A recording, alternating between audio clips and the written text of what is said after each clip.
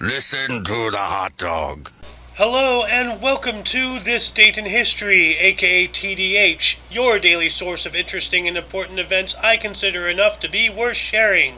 Of course, there are far more events that have happened, and I encourage you to seek those out as well, for everything and everyone matters. It is all connected.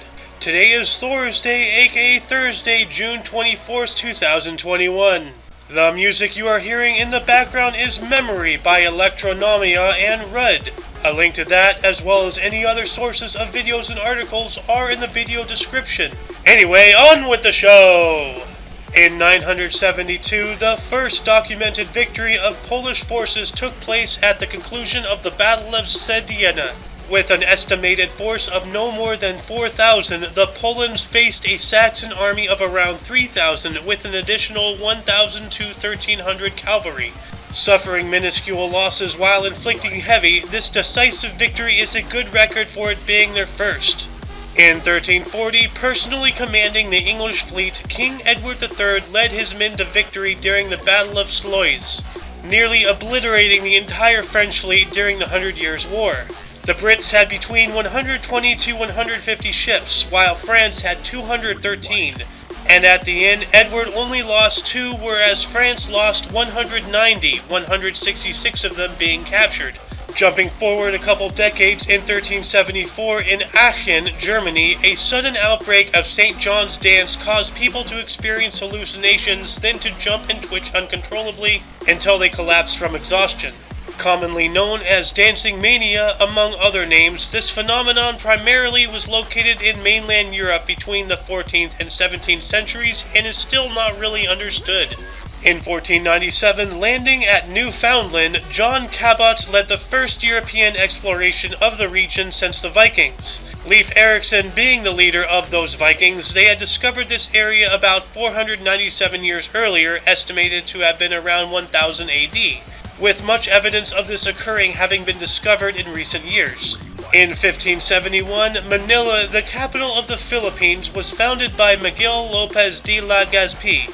Today, nearly 109 million people call this nation of islands home and have a decent presence in localized trade, importing mainly from China and exporting mainly to Japan. In 1604, discovering the mouth of the St. John River, the site of Reversing Falls, Samuel de Champlain went on to found the city of St. John, New Brunswick, Canada. Officially incorporating way later on May 18, 1785, today over 70,000 people live here, and according to a dream my dad had, their currency is miniature workout equipment.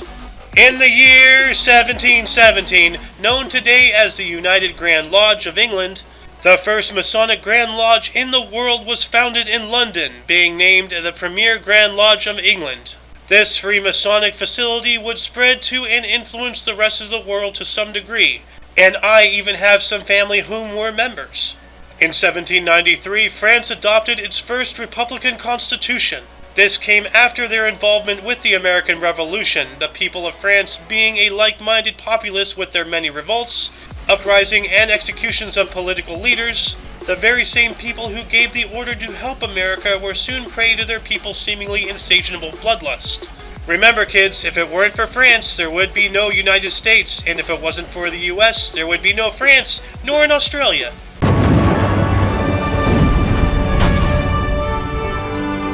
Vive la France. Vive la liberté.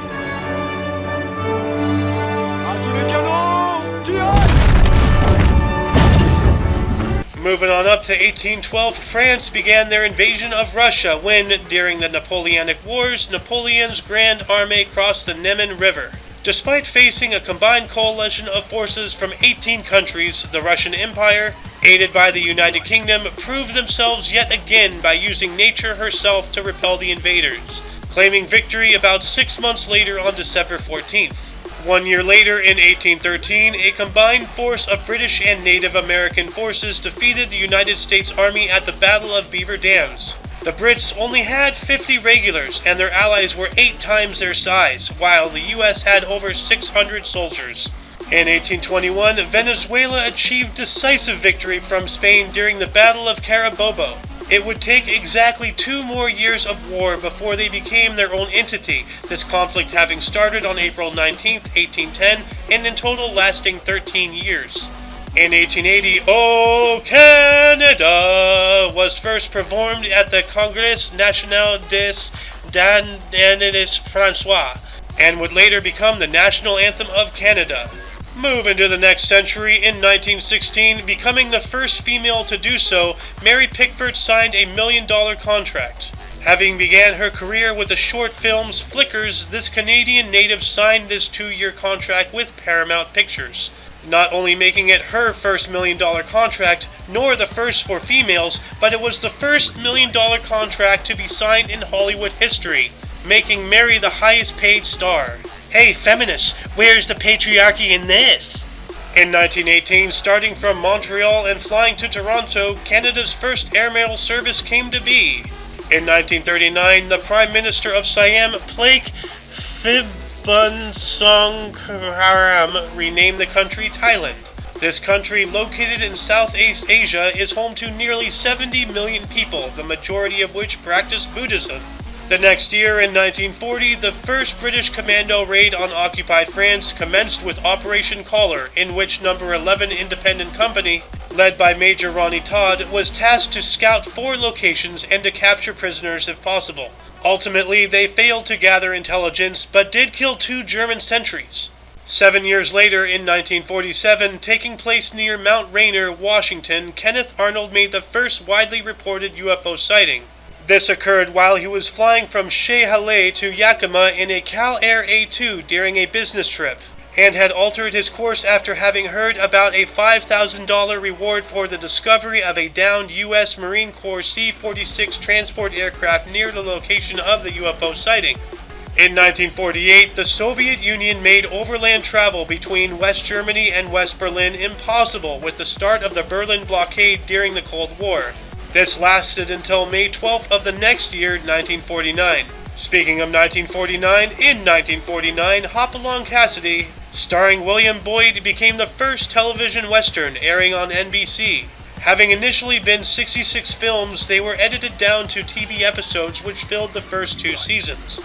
In 1950, the Group Areas Act, aka Apartheid, was passed in South Africa, formally segregating races, creating established residential and business sections in urban areas for each race. This atrocious law brought out the worst in people, enforcing hatred through focusing on differences, very much like what the Biden administration is doing in the U.S. today. We have this notion that somehow if you're poor, you cannot do it. Poor kids are just as bright and just as talented as white kids.